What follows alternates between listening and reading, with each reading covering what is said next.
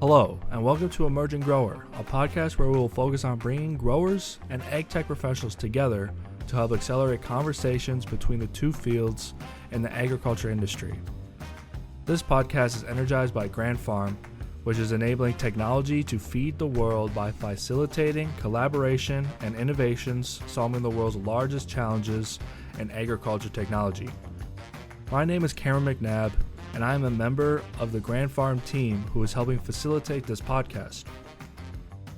On April 4th, Grand Farm will be hosting the Space Ag Conference, which seeks to explore advanced agriculture technologies to transform the AgTech industry in space.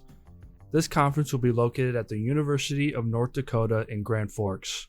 To learn more, visit www.grandfarm.com, and we hope to see you all there. In this month's episode, we have Joel Jorgenson and Troy Uglem discussing efficiency on the farm. Joel is the CEO and president at BWR Innovations and has been for over 4 years.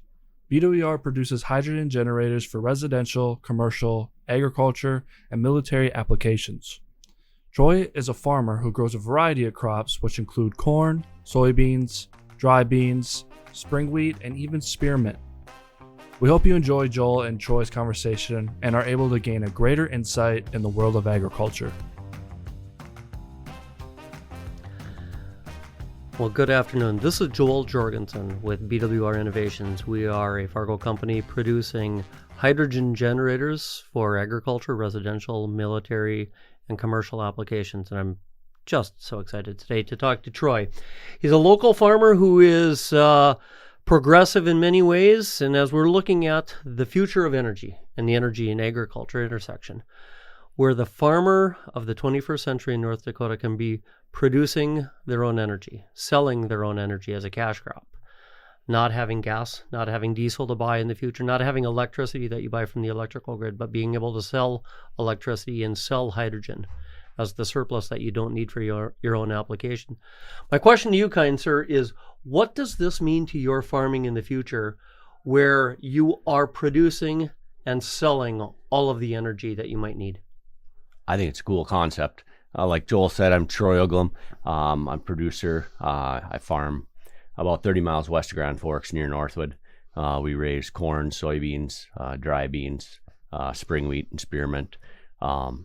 Yeah, I think energy, I keep telling my son, he's a junior at NDSU, and we talk technology and different things in the industry and in the farm. I keep telling him what I've seen in the last 20 years for changes you're going to see in the next 5 as far as the amount of change that is going on right now.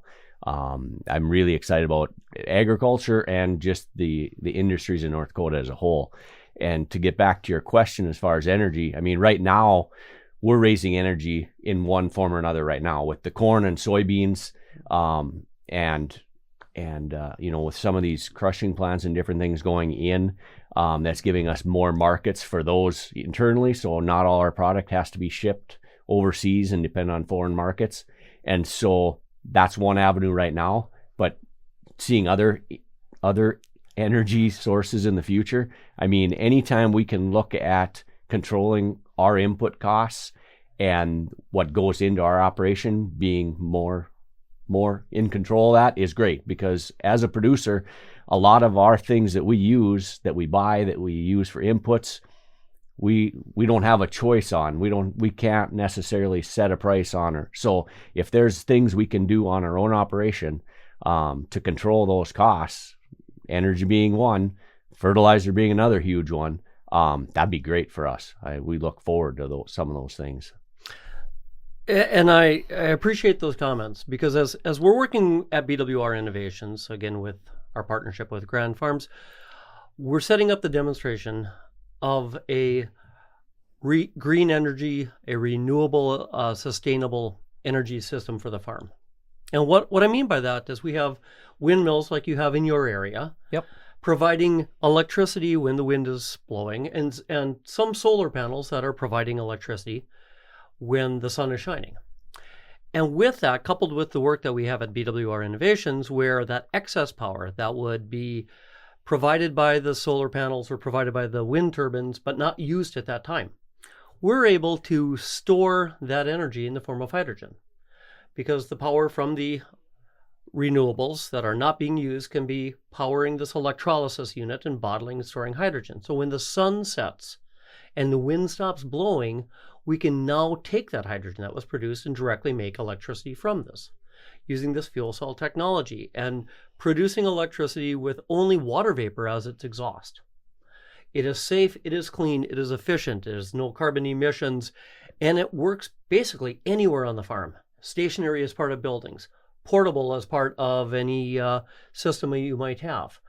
With our team at BWR, it's single phase, it's split phase, it's 3-phase. Okay. It matches what your farm needs, and as your farm needs grow, it's easy to add more electrolysis, more electrical generation, more hydrogen storage, and everything that you might need for your farm, you have in the system. And again, the ability to sell the electricity to the utility, to sell that hydrogen for either other electrical production or for that electric vehicle of the future, which is using hydrogen instead of battery power. And as we look at the farm of the future with the new tractors and the autonomous vehicles and the drones that can be using this kind of hydrogen power and electric power, I would just think it would be really exciting. Yeah, no, I mean, you bring up some real great points there as far as with the emissions and everything. Every time you look around, I mean, our new tractors, new combines, all this stuff is coming with DEF now. You know, that was their solution to getting the first steps, you know. But yeah, I mean, you look at what the automotive industry is doing with electric vehicles and everything, you know, I think I can see that in our future. I have some reserves about North Dakota and our cold temperatures and our big horsepower. You know, there's some hoops to get through, but why wouldn't we? You know, I mean, why wouldn't that be in the future? So, I mean, yeah, I think it could be a very, very interesting process. And as far as using it on the farm, you know, heating our shops in the winter, I don't know if it could be used with grain drying systems. I mean, with the amount of propane and stuff we do with corn drying and corn harvest, you know, those are all things that if we were self-sufficient in those, you could take and zero out those inputs. That would come right into our bottom line. Mm-hmm. So can you explain a little bit? I went on your website a little bit looking. Mm-hmm. Can you explain a little bit as far as the process of creating the energy and the hydrogen? I'd be happy to. So at BWR Innovations, we are partnered with the world leaders in the components for hydrogen economy. The building block of that, the first block you have is what's called an electrolyzer. Now, the technology and the physics behind the electrolyzer is 100 plus years old. And really all it's doing is it's taking very clean water and zapping it with electricity. And water, that H2O, when it's zapped by electricity, breaks the molecular bond, and the hydrogen and oxygen separate. Oxygen can go back to the environment, but the hydrogen is captured, compressed, and stored in a tank. Okay. And what we're doing, and the nickname that our team has been using, is that we're bottling sunshine, or we're bottling the wind by storing that excess in hydrogen. Okay. So when the sun sets, and when the wind stops blowing, that compressed hydrogen is brought into a different unit. That's called a fuel cell module. Okay.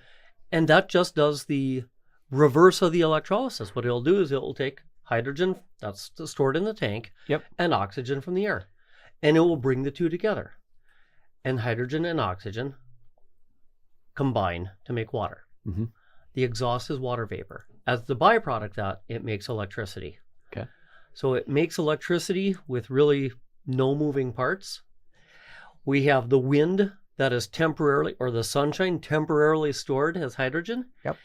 It's transportable, it's safe, and it can be used at any time to create electricity again. Okay. From a farming standpoint, and growing up on a farm myself, from a farming standpoint, now we can use this electricity anywhere at any time. Yep. And again, whether it's a single phase for all of the outlets and everything else, whether it's split phase for the welders and the heavier equipment, if it's 3-phase, as you talked about with the grain drying applications and everything else, BWR Innovations has those building blocks that we can bring that to you at any time. Mm-hmm. Not only that, we have the partnerships, as I talked about, with the world-class leaders of all of those components And where we really have our core competence and our expertise, we have all the data. We have all the data of exactly how much power you need and then how much power we need to deliver. Okay. How long do you need to operate, which means how much hydrogen do we need to produce? Yep. And all of the other things, as you scale, as you operate, and as you want to do the best performance of your farm, we give you that data at any time, from any platform, anywhere. That's impressive. I mean, that's when you look at that and you can say, I got the research to back it up. I don't just have a product here that's available. It's really exciting, and like you say, sizing it to the different farm uses, it's not a one size fits all. And so. No, it's not a one size fits all. And that's actually what's really so exciting about the technology and the partnership we have with Grand Farms. The demonstration is that it is a building block of modules, electrolysis, tanks, and inverters. So it meets your needs. Now, the nice thing about it is if you take a hydrogen generator and you say, actually, my needs have grown, I need more power. It's easy to slide in another 4 kilowatt module. Okay. It's much more difficult if you have 100 horsepower diesel to say I need to add 2 more cylinders. Right. It just doesn't work that Doesn't way. work so well. Doesn't work that way. But with the fuel cell technology and with the technology with BWR Innovation, it's all scalable and modular, and it's easy to reconfigure as you need. Grow as you grow. Okay. So it's really exciting from that perspective. And again, the data that we're collecting and the patents that we're being issued are really fundamental for what it means to your farm use and how you can make it with your farm finances. Okay. Oh, that's interesting. Another thing I was thinking about as I was looking at it, how it might fit in our operation is we grow spearmint. It's a specialty crop. You won't hear much about it. We're the only ones in the state that grow it. And common product, Wrigley's, Procter & Gamble, all these for toothpaste, any mouth, oral care. So to make that, we grow it. It grows similar to alfalfa. Mm-hmm. We cut it, and then we have our own processing facility where we push high-pressure steam through the leaves. The oil is taken up with the steam, and then we condense it, separate it, and get the pure mint oil, which we turn around and market to the end users. But in that process, we have a high-pressure steam boiler that's run off of diesel or propane. So there might be some options there as an energy source for hydrogen one day in the future. And we're really excited about those applications because from a BWR perspective, we're producing electricity. And from there, whether it's a car or a combine, whether it's a barn or a house, what that electrical load is, quite honestly, it doesn't matter to us. We can provide that electricity where you need it, as you need it, whenever you need it, so that high value, unique application like you're talking about is just, again, another perfect application of what we're producing and what we're working with Grand Farm to deliver to you and your farms. Mm-hmm. Yeah, no, I think, and not only do we run on either diesel or propane, but it's also a huge electricity user where we're using stepped up electricity right now because we don't have 3-phase coming into the farm. So we're stepping it up with VRDs and everything else to get it up to 3-phase to run the 600 horse boiler. So it's really interesting when we're making the electricity locally, when we're making the hydrogen locally, and all of these other things, is you don't have that losses that you might have that you'd be talking about. If you're bringing in electricity from a utility plant in western North Dakota or somewhere else, there's electrical losses in that transmission between the utility and your end user. At the same time, with what we're doing with the technology, we're able to match, again, on a moment-by-moment basis for what that need is. So as you're talking about a diesel generator or a diesel engine, when that diesel is idling, it's still consuming a diesel. It's still creating pollution, is still doing all of these other things, and its efficiency drops to a very low number, but you're still burning diesel. It's still dollars going out. That's right.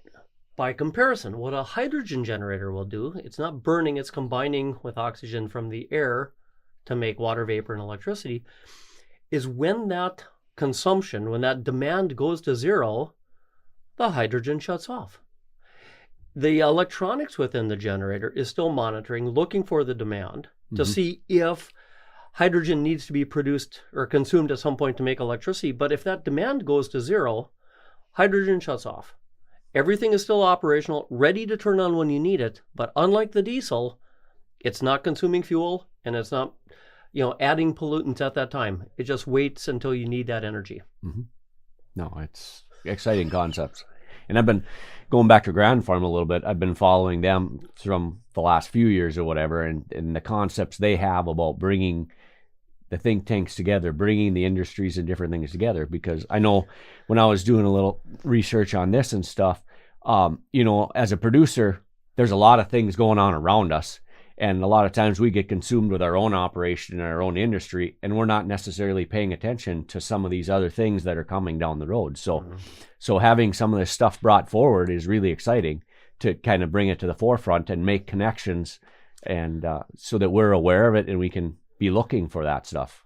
It's so satisfying for us at BWR Innovations to be talking to you and to be working with Grand Farms. We see this as a game changer in agriculture, and certainly going forward in the next generation for electrical productions.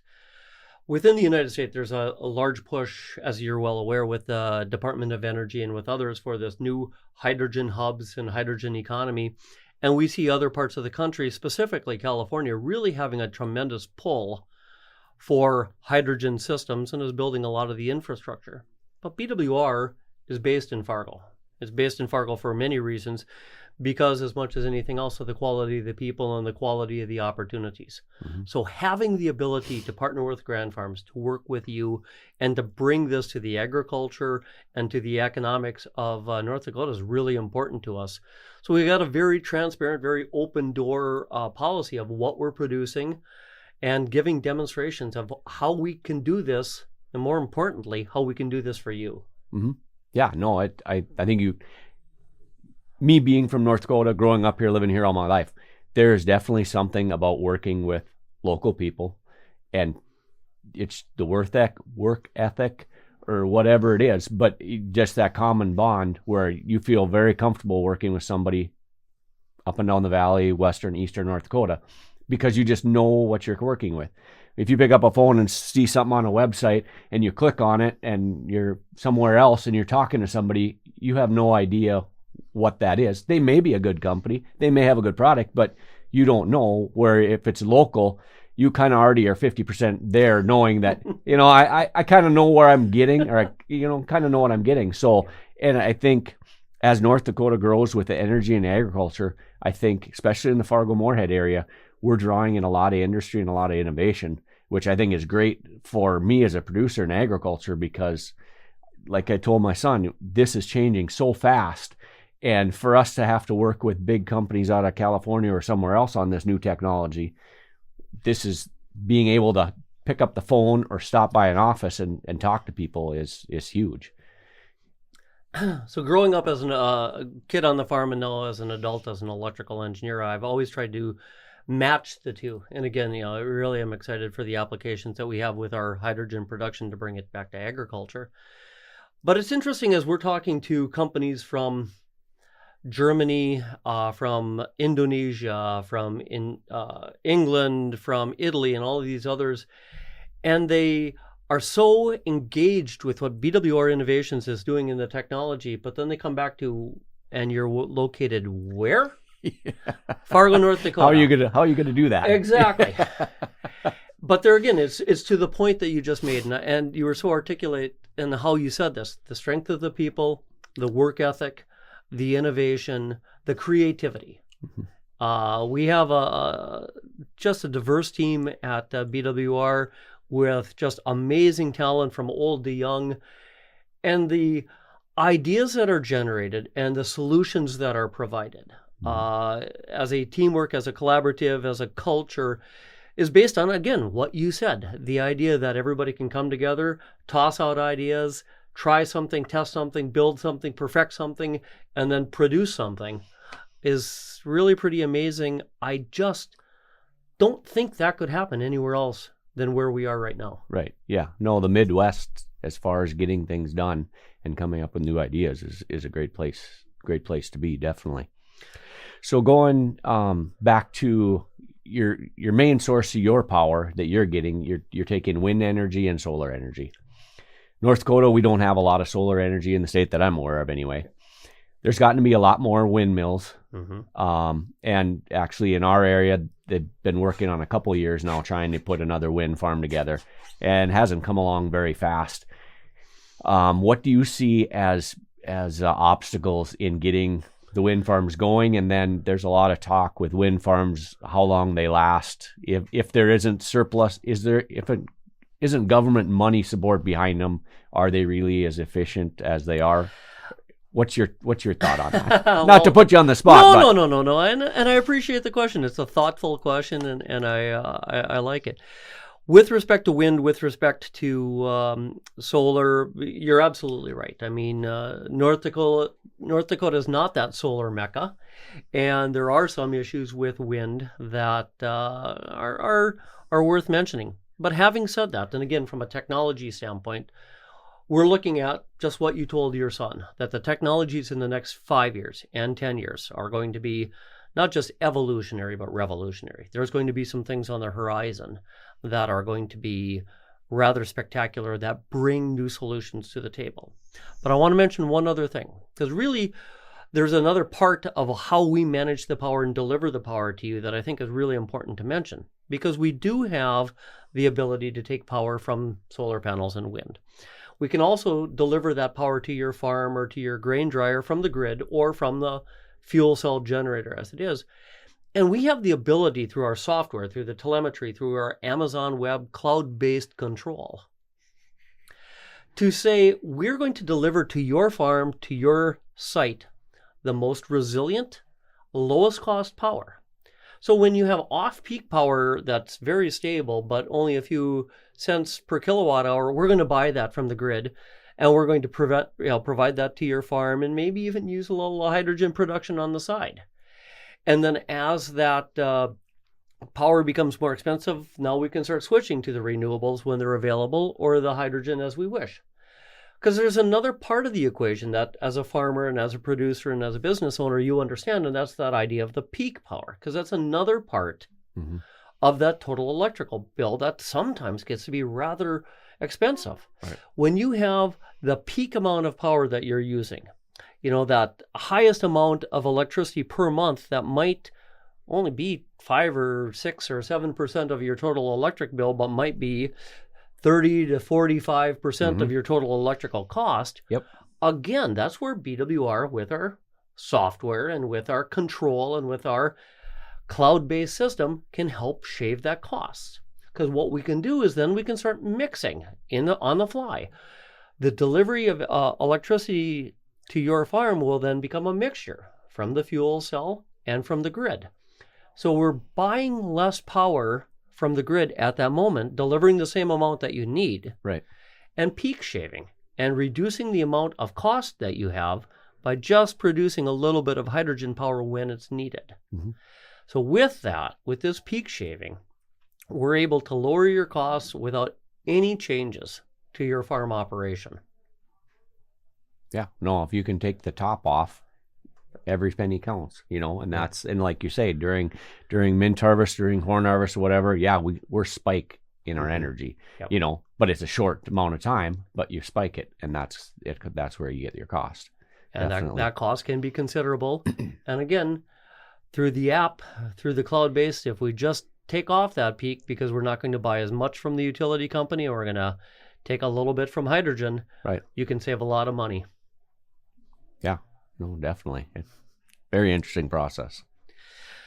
So as we're going forward, BWR Innovation is creating the components to bring to you. And that's going to be for the hydrogen. That's going to be for the storage. That's going to be for the AC power, if it's single phase or split phase. And like you said, 3-phase. A simple solution for us, but that's a rather unique solution for you. Right. And all of the other components, again, so we can hope to achieve our vision, where your farm is producing all of the energy it needs, and then having excess energy be that cash crop. Hydrogen, electricity, or a combination thereof.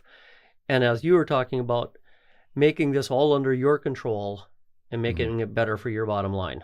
Right. Yeah, no, the more we can control, and the technology that we're using on the farm right now allows us to do some of those control things. Like with your company, you're controlling, the costs and the making of the electricity. With our operation, we're controlling and trying to control our inputs through variable rate mapping and variable rate fertilizer. So we're doing some of those same things with technology. So yeah, we definitely have a connection there. Fantastic.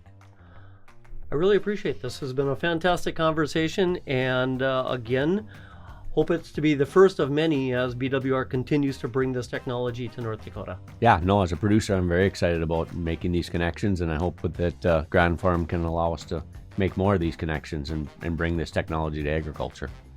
Thank you, kind sir. Yeah, thank you very much. And that will wrap up this month's episode of Emerging Grower. We want to thank Joel and Troy for being on this month's episode. We also want to thank Grand Farm for energizing this podcast, along with all of the Grand Farm partners. To learn more about Grand Farm, you can visit the website, which is www.grandfarm.com. You can expect new Emerging Grower episodes to release in the third week of each month on all audio platforms. We hope you all have a great rest of your day.